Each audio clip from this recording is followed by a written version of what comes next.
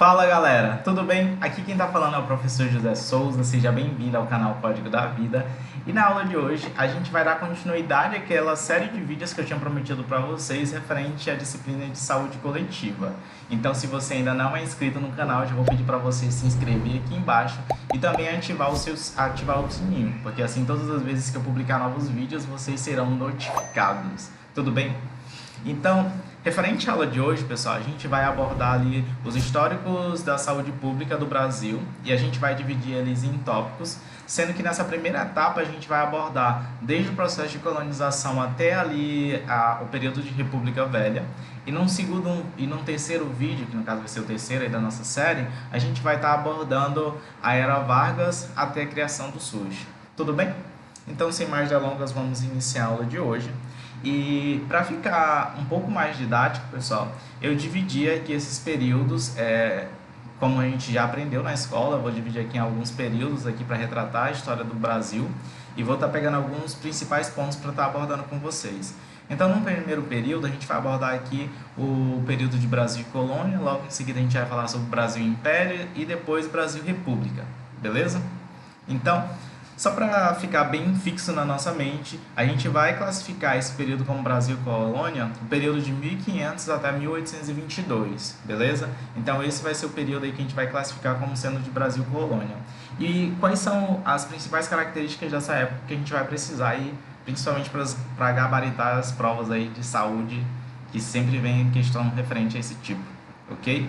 Então, durante esse período, que é o Brasil Colônia, que é de 1500 até 1822, o que a gente tem de registros históricos é que antes do Brasil ele ser colonizado, a gente tinha aqui somente os indígenas, e esses indígenas eles também já tinham ali, no quesito de saúde, tinha bastante de doenças aqui que acontecia no Brasil. E essas doenças, geralmente elas eram associadas a algum tipo de castigo divino, e para isso eles tinham ali os pajés, que poderia ali remediar nessa situação, por conta que eles conheciam ali das ervas naturais e tinham esse conhecimento mais popular que a gente conhece hoje em dia. E daí o que vai acontecer? Uma coisa que é interessante a gente sempre ter em mente é que o processo de colonização do Brasil não foi uma colonização para que eles quisessem ali conquistar novas terras para morar. A gente teve um tipo de colonização que é uma colonização exploratória, ou seja, os portugueses, quando chegaram no Brasil, eles não estavam querendo firmar território aqui ou construir grandes cidades. Eles queriam mesmo era retirar as coisas mais preciosas que a gente tinha aqui, que num primeiro momento foi o pau-brasil, depois a gente tem ali a era do café e assim por diante, que a gente vai ver ao longo aqui da aula. Resumindo, pessoal, o que a gente vai observar? Antes do Brasil ele ser colonizado, a gente já tinha doenças, e quando os colonizadores chegaram, trouxeram ainda mais doenças junto com aquelas grandes embarcações. E daí, nesse primeiro período aqui que a gente corresponde ao Brasil Colônia, a gente tinha aqui basicamente os curandeiros, e esses curandeiros eles ficaram conhecidos como boticários, e esses boticários, pessoal, eram pessoas normais, desde físicos, cirurgiões, barbeiros, que tinham aquele conhecimento popular, principalmente das ervas medicinais. Hoje a gente sabe que essas ervas, apesar de que naquela época não tinha ali nenhum estudo referente a essas ervas, mas a gente sabe que elas têm propriedades sim medicinais e que elas têm um poder curativo. Além do curandeirismo, a gente vai ver também aqui a ação bem forte aqui dos padres jesuítas. E esses padres jesuítas, eles vieram juntamente ali com o processo de colonização do Brasil para tentar ali evangelizar principalmente os moradores daqui, que nessa época eram os índios, e que já eram moradores daqui do Brasil, né? E esses padres jesuítas, pessoal, eles trouxeram para o Brasil o que a gente conhece como Santas Casas de Misericórdia. Então eles foram ali os fundadores das Santas Casas de Misericórdia. Durante muito, muito tempo, essas Santas Casas de Misericórdia era o único ponto de apoio, ou sendo mais específico, era o único local onde os pobres, né, eles teriam ali algum cuidado médico. E quando a gente fala de cuidado médico exercido pelas Santas Casas de Misericórdia, não quer dizer que ali a gente tinha médicos que iriam cuidar dos pobres. A gente tinha ali alguns cuidados, principalmente de caridades, que eram aqueles caldos que era feito da canja de galinha ou mesmo uma sopa. Beleza? Então esse é o contexto histórico que a gente vai ter relacionado à área da saúde aqui durante esse período de Brasil Colônia. Quando foi em 1808, pessoal, a família real ela vai chegar no Brasil, e daí vale aqui uma ressalva, que nesse período a família real ela não veio para cá para tirar férias ou porque ela gostava do Brasil, ela veio para cá porque ela veio fugida de Napoleão. Então é bem interessante a gente ligar os pontos aí. Então a família real ela vai chegar no Brasil, e uma coisa que é interessante que eu tinha esquecido de avisar para vocês anteriormente é que nesse período de Brasil colônia, uma coisa que é interessante a gente lembrar desse processo de colonização do Brasil é que as grandes cidades elas iniciavam ali às beiras dos rios e também dos mares. Isso porque a gente não tinha estrada, também não existia nessa época ainda aviões para a gente poder, né, fazer esse processo aí.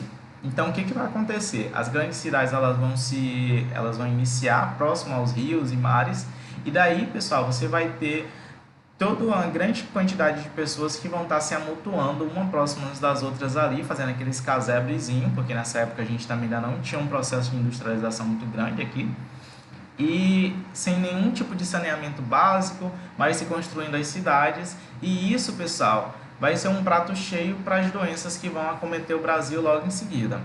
Então, quando a família real ela chega no Brasil, o que vai acontecer? Tu tinha ali aquele aglomerado de pessoas que moravam ali umas em cima das outras, naqueles casebrezinhos, e isso fazia com que a cidade ela ficasse cada vez mais imunda, e principalmente ela cheirasse muito mal. O que vai acontecer nessa época? Nessa época, quando a família real ela chega, vai se instaurar a política médica, e essa política médica ela vai começar a fazer intervenções ali no contexto social. De que forma? Os pobres eles estavam aglomerados nesse período, todos no centro da cidade, seja na cidade do Rio de Janeiro, de São Paulo, tu tinha ali uma aglomeração de pobres. E daí o que essa política médica ela começou a fazer? Ela retirou os pobres ali da região central para que a família real ela pudesse ali adentrar e se fazer morada ali nessa região central, que seria uma região mais nobre das cidades.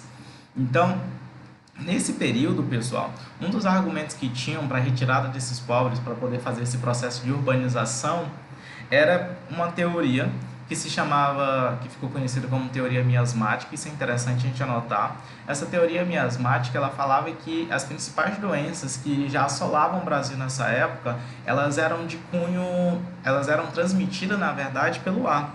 E essa transmissão, ela se dava principalmente por aqueles odores fétidos que eram provenientes das matérias em putrefação, ou seja, em decomposição, aquela matéria orgânica ali.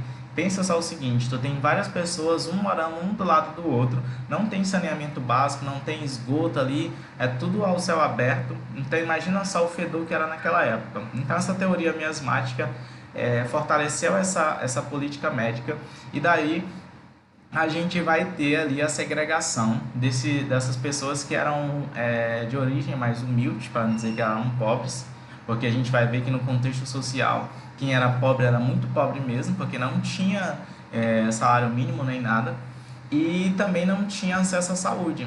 Esses pobres, pessoal, eles só tinham a parte relacionada à saúde, era proveniente de caridades, e aí a gente vai ter as Santas Casas de Misericórdia que vai estar atuando constantemente nesse processo. Em 22 de janeiro de 1810, pessoal, foi criado um lazareto, e esse lazareto ele foi criado justamente para evitar com que estivesse no Brasil crises ainda maiores de epidemias. E aí aqui a criação desses lazaretos, eles eram voltados principalmente para aqueles navios mercantes aí que vinham cheios de escravos negreiros, e esses escravos, a maioria deles também vinham doentes, porque era uma viagem muito longa, então eles adoeciam ali no meio do percurso. Não era algo assim de luxo, não tinha nada de luxo, eles eram escravos, chegavam doentes, então eles eram encaminhados para esses lazaretos, onde eles iriam ficar ali em quarentena. Isso porque, pessoal, eu vou mostrar para vocês logo em seguida que tinha muitas doenças aqui se assolando no Brasil, e estava chegando cada vez mais proveniente aí desses navios gigantescos. Durante o período do Brasil Império, ocorreu o desenvolvimento de uma área da ciência que ficou conhecida como a área da bacteriologia. A bacteriologia, ela surgiu, e a partir do surgimento dessa ciência, descobriu-se que as doenças elas não eram transmitidas pelo ar, como se pensava anteriormente. a gente tinha ali agentes patológicos, ou a gente tinha ali micro-organismos que antes do surgimento da bacteriologia, é, ninguém conhecia eles. Então, a partir do surgimento dessa ciência, começou a ter noção de quem iria causar as doenças, de quem eram os agentes causadores, e você sabendo quem são os agentes causadores de doenças, não que seja fácil, mas você sabendo quem vai causar a doença, você consegue promover saúde, fazer campanhas de promoção à saúde para tentar evitar essas doenças na população e também promover meios para fazer meios curativos aí para que essas pessoas elas possam ficar imunes a esse tipo de doença. Então, durante o período do Brasil Império, que ele vai de 1822 até 1889, a gente vai ter aí o avanço dessa área da bacteriologia. E essa área da bacteriologia ela vai vir para ajudar a sanar aí, ou a tentar remediar essas principais doenças que assolavam não só o Brasil, mas o mundo inteiro. Por conta da bacteriologia, por conta dessa ciência, a gente vai ter ali o surgimento de uma nova teoria, que é a teoria da unicausalidade. E essa teoria da unicausalidade, ela vai vir e ela vai derrubar essa teoria que existia antes dela, que era a teoria miasmática. Com o advento, então, dessa teoria da unicausalidade, a gente tinha ali a compreensão de que esse processo de doença, ele baseava-se na existência de apenas um único agente para o agravo ou para a doença ela acontecer de fato. E daí, pessoal, a gente vai ter uma linha aí dessa teoria da unicausalidade, que é a biologicista. Essa linha biologicista, ela seguia basicamente que todas as doenças, sejam tanto de cunho psicológico ou social, elas tinham que ter um agente biológico ali. Isso porque descobriram nessa época então que existia esses micro-organismos e que eles poderiam então estar prejudicando a saúde dos seres humanos. Durante o período de República Velha, a gente vai ter ainda mais o avanço da área da bacteriologia. A gente vai ter aí o advento da medicina higienista, ela sendo implantada no Brasil. E essa medicina higienista, ela vai surgir por conta que a maioria dessas doenças que eu coloquei aqui embaixo, ó, que são doenças de destaque da época, elas são doenças que, com o mínimo de saneamento básico, elas poderiam ser evitadas. Durante esse período de República Velha também, pessoal, que vai de 1889 até 1930, a gente vai ter o planejamento das cidades. As cidades, então, elas vão começar a crescer. E daí a gente vai ter ali um pouco melhor, um pouco mais organizado esse processo de saneamento básico. Então aqui, só para frisar aqui com vocês, a gente vai ter nesse período de 1889 as principais doenças aqui, ó, como cólera. A cólera é uma doença que ela é de origem bacteriana, infecciosa intestinal. E daí ela vai ser transmitida principalmente pela contaminação fecal-oral. O que seria essa contaminação fecal-oral? A gente vai ter ali principalmente os ovos, não o ovo, mas o cisto bacteriano, ele sendo contaminado ali principalmente pelas fezes.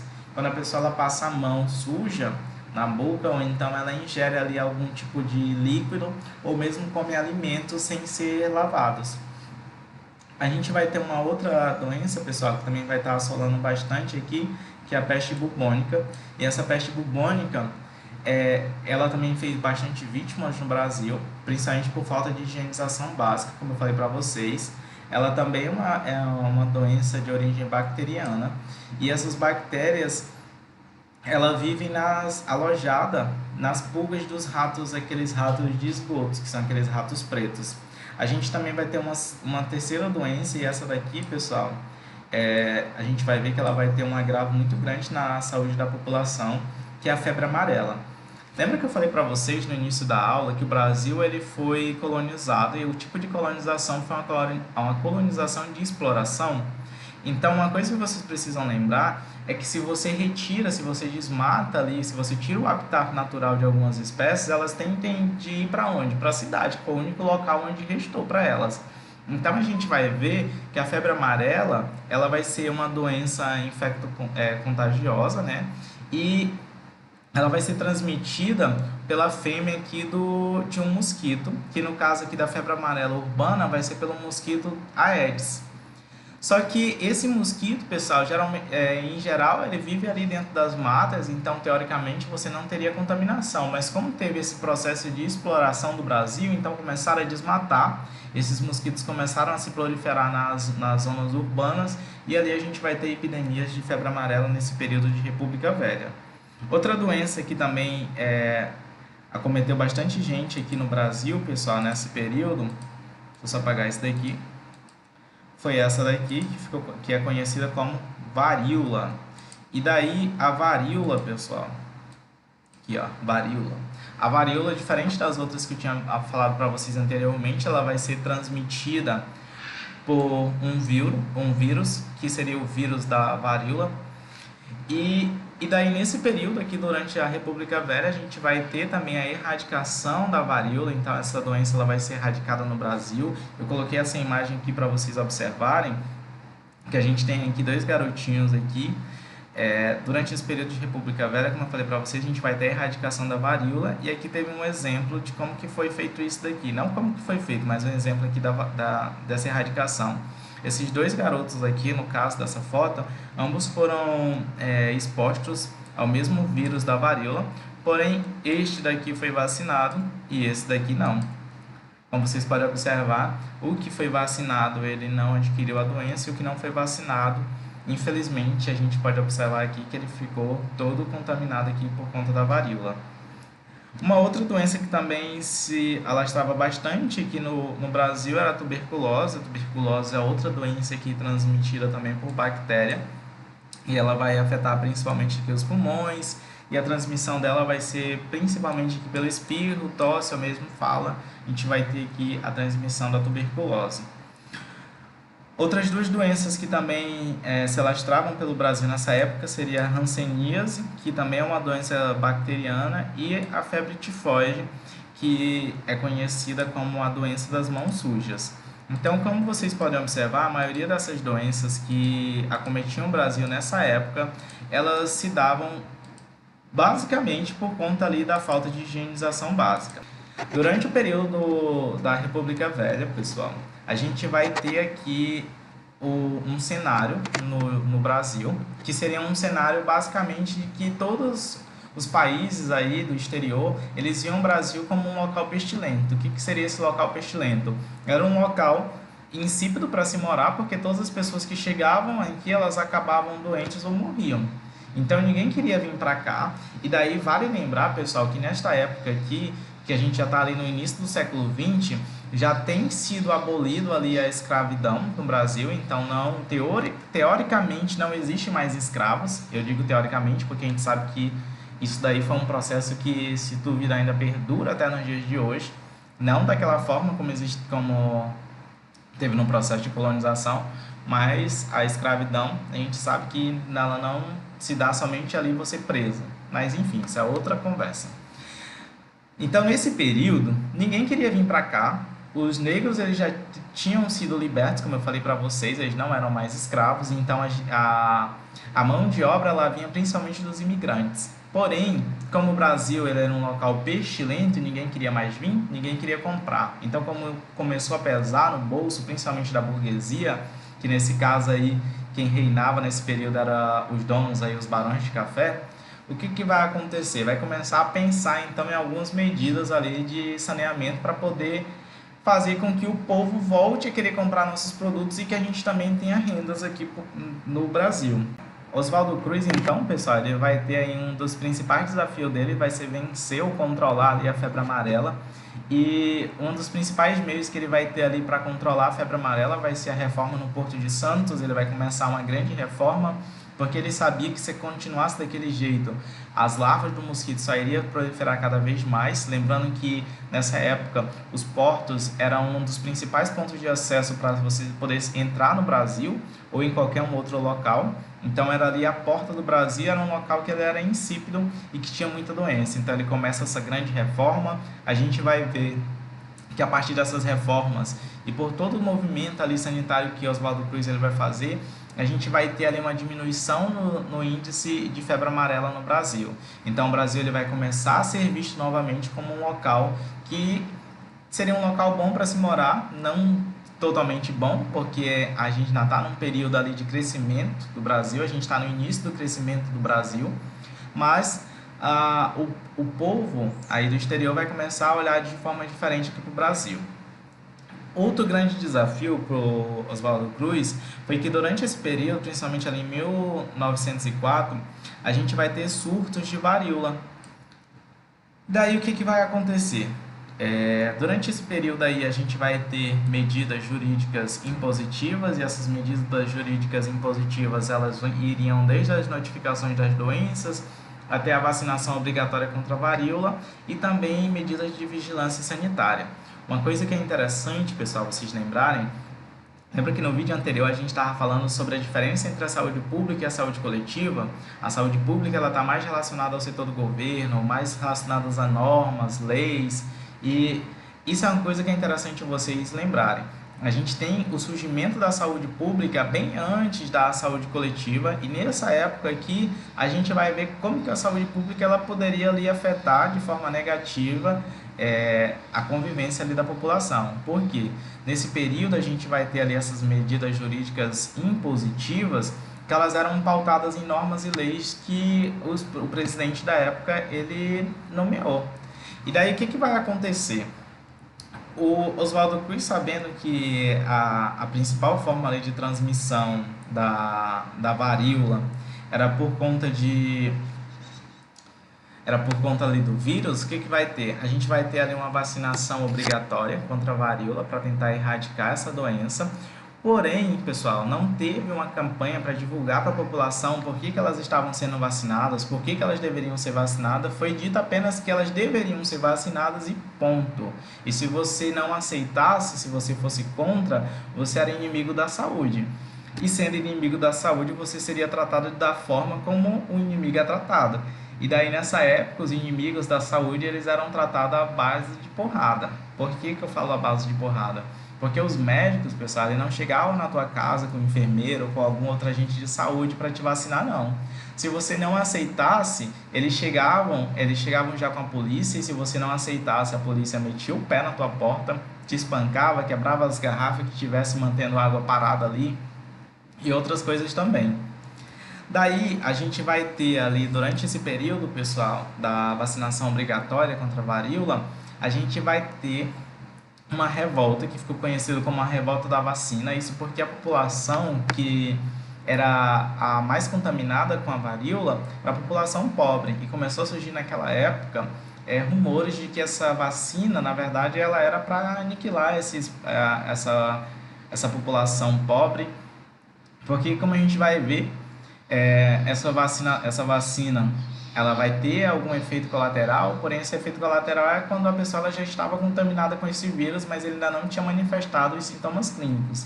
Então vai gerar uma grande revolta da população, principalmente porque eles não sabiam o real motivo de ser vacinado.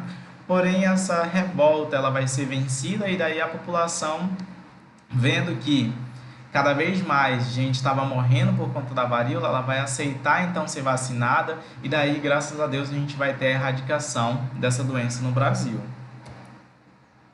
Esse período, pessoal, é muito interessante que vocês anotem isso daqui. Durante esse período aqui da República Velha, o modelo de saúde pública que a gente vai ter, o modelo de saúde é um modelo que a gente ficou conhecido como modelo campanhista. O que seria um modelo campanhista? Nesse período, a gente ainda não tem nesse período, pessoal, surgiu então esse modelo que ficou conhecido como modelo campanhista de saúde. E esse modelo campanhista de saúde, ele vai ser conhecido pela ação pontual. O que seria uma ação pontual? Você vai ter uma campanha para o controle da febre amarela, você vai ter uma campanha de vacinação contra a varíola.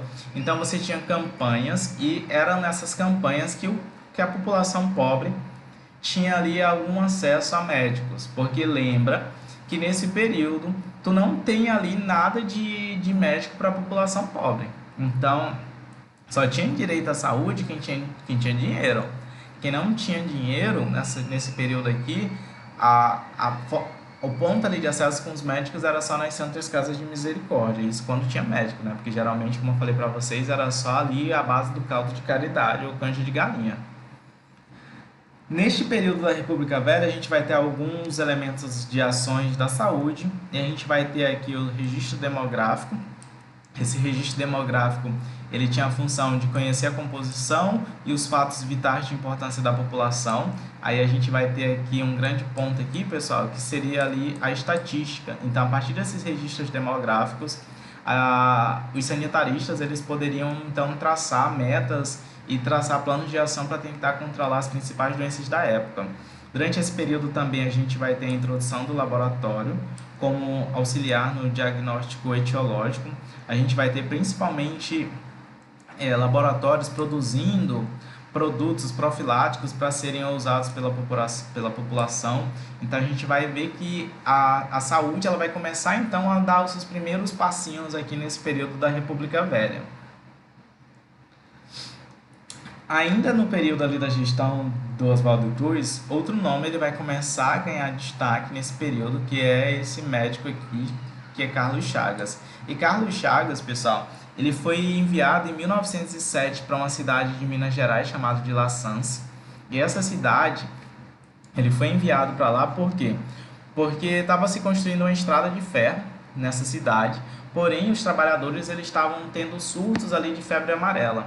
Isso porque, lembra, mais uma vez, eu vou alertar todo mundo, se você começa a desmatar, tirar o habitat natural das espécies, principalmente das espécies silvestres, elas vão começar a invadir essas regiões região mais urbana. E daí, nesse período, como você estava desmatando para poder criar as estradas de ferro, os mosquitos que transmitiam ali a febre amarela, então eles estavam em abundância. E daí esses trabalhadores começaram a ser infectados pela febre amarela.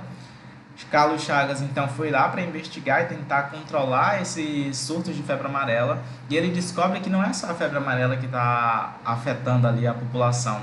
Tem uma outra doença que ficou conhecida como a doença de Chagas, que é transmitida pelo barbeiro.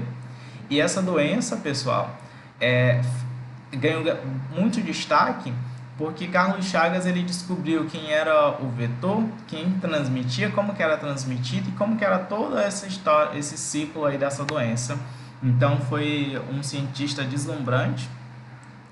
Quando foi em 1920, ele vai se tornar diretor da saúde lá.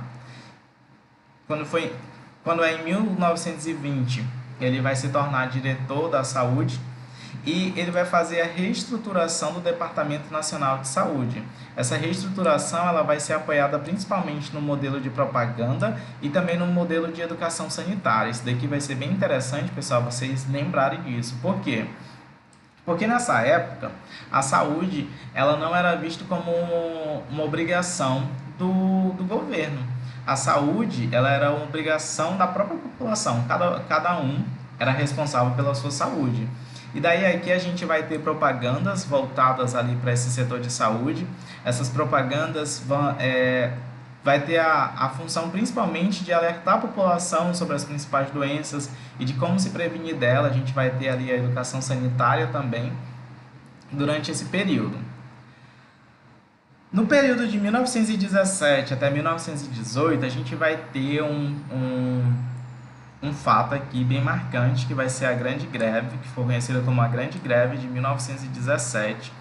Nesse período, pessoal, o Brasil ele já tem passado por esse processo de industrialização, a gente já tem bastante fábricas aqui no Brasil. E, como eu falei para vocês anteriormente, o povo ele trabalhava, mas sem nenhum direito. Você não tinha direito à saúde, você não tinha direito à educação, você não tinha vários direitos. Então, aqui a gente vai ter o povo se revoltando por conta disso e fazendo essas grandes greves. Como eu havia falado para vocês, o Brasil ele já tem passado por um processo de industrialização. A gente já tem ali o planejamento das cidades, a gente já tem ali em torno de 20 cidades ou 20 províncias, como eram conhecidas nessa época. Então, tu já tinha meio que organizado ali como que era o Brasil. e o povo vai se revoltar, porque ele só tem direito de trabalhar e não tem muito direito ali além de ficar calado e receber por isso. Então, o povo começa a se manifestar, a gente vai ter uma paralisação geral no Brasil, tu não vai ter nenhum setor basicamente de comércio funcionando. E por conta disso, pessoal, quando é em 1923, e daí eu já peço para vocês, ó, pode anotar isso daqui, que isso daqui com certeza vai ser cobrado de vocês, seja em prova da faculdade, ou seja ali em prova de concurso. Isso daqui, ó. 1923. Qual é o fato aqui tão importante em 1923? Em 1923 a gente vai ter a criação das caixas de aposentadorias e pensões a partir dessa lei aqui, que ficou conhecida como Lei Eloy Chaves. Devido a essas manifestações de 1917 até 1919, a gente vai ter aqui em 1923 a criação, a partir dessa Lei Eloy Chaves, que é a criação das caixas de aposentadorias e pensões, que ficou conhecido como CAP. Essas CAPs, pessoal, elas eram voltadas principalmente para as grandes empresas, e ali a gente tem grandes empresas controlando essas CAPs. Era um acordo que era feito entre a empresa e o trabalhador, então tu não tinha a mão do governo ali por trás. Então, nesse período, pessoal, essas CAPs elas eram divididas em grandes empresas, e a gente tinha ali como CAPs, basicamente só as CAPs dos ferroviários, que era uma grande empresa da época. Em 1926 a gente vai ter a CAP dos portuários e também dos marítimos. Essas CAPs elas vão marcar ali o início da história da Previdência Social no Brasil, tudo bem? Então anota essa data aí porque geralmente ela cai em prova. 1923, criação das CAPs a partir da Lei Eloy Chaves. Fatos aqui interessantes, pessoal, para a gente finalizar a nossa aula, a gente vai ter, durante esse período aqui da República Velha, já quase saindo da República Velha, a gente vai ter uma instabilidade política. O que seria essa instabilidade política? Durante esse período, pessoal, a gente vai ter principalmente uma forma de governo. Como que era essa forma de governo? A gente vai ter uma política que ficou conhecida como política do café com leite, onde a gente geralmente, o que a gente tinha? A cada 4 anos, a gente tinha um representante que seria equivalente ao presidente. E, no geral, o que acontecia? A gente tinha um período onde, principalmente a burguesia de São Paulo, a burguesia paulista, ela governava, em um outro período que a gente tinha ali, principalmente a burguesia mineira ali governando o Brasil. Quando chega ali 1928, 1929, o Brasil, não só o Brasil, mas basicamente o mundo inteiro, ele vai sofrer a quebra da Bolsa de Nova York. Aqui, a gente vai ter ali como produto de exportação, principalmente o café. Daí, por conta da quebra dessa bolsa, a gente vai ter uma crise, principalmente nesse setor cafeeiro. A gente vai ver muitos barões ali se matando por conta disso, porque não tem mais para onde exportar. Como o mundo inteiro vai estar em crise, ninguém vai estar querendo comprar o café. A gente vai ter ali um prejuízo bastante grande. E nessa época, quem estava governando era o presidente Washington Luiz. E quando fosse no final de 1929 para 1930, a gente teria que ter ali as eleições para presidente. E como Washington Luiz ele foi eleito ali da burguesia de São Paulo, teoricamente deveria ser algum mineiro que iria governar o Brasil nos próximos 4 anos. Mas não era bem isso que o Washington Luiz ele estava sinalizando, porque as eleições elas aconteciam assim. O presidente ele nomeava o próximo, geralmente acontecia isso. O presidente atual ele iria eleger o próximo que iria suceder ele. A gente tinha saído daquele modelo monarca que foi ali durante o Brasil Império para um modelo ali de Brasil República, onde o Brasil, o povo brasileiro iria governar o Brasil. E daí a gente vai ter uma crise, principalmente aí nessa política que foi conhecida como política do café com leite. Então, a partir daí, a gente vai ver que essa política do café com leite ela vai ser quebrada. E o Washington Luiz ele vai indicar ali para presidente Júlio Prestes. A gente vai ter ali, então, uma eleição entre Júlio Prestes e o candidato aí do partido aí mineiro, que seria Getúlio Vargas. Nessa eleição, pessoal, o que vai acontecer? Júlio Prestes, que era o candidato ali paulista, ele vai ganhar essa eleição. Ele ganha essa eleição, porém o povo mineiro ele não vai aceitar essa derrota assim. E daí a gente vai ter ali os militares se unindo, não só de Minas Gerais, mas a gente vai ver que tem algumas províncias que vão se aliar a esses militantes de Minas Gerais, e eles vão dar ali em 1930 o golpe de Estado. Esse golpe de Estado, antes de Júlio Prestes ele poder ali então assumir a presidência do Brasil, vai sofrer esse golpe, e daí Getúlio Vargas ele vai tomar então posse da presidência do país. E a partir daí, a gente vai ter aí no seu primeiro mandato aí. Então é isso, pessoal. A gente vai ter aí 15 anos de Vargas aí no poder, no seu primeiro mandato. E a gente vai ter muita coisa para falar nos próximos vídeos. Então, se você gostou desse nosso primeiro vídeo, eu vou pedir para você se inscrever e também comentar aqui, caso você queira dar alguma sugestão ou mesmo um elogio, tudo bem? E se você gostou da aula, compartilha ela aí e não esquece de se inscrever, viu? Beleza? Então, até mais!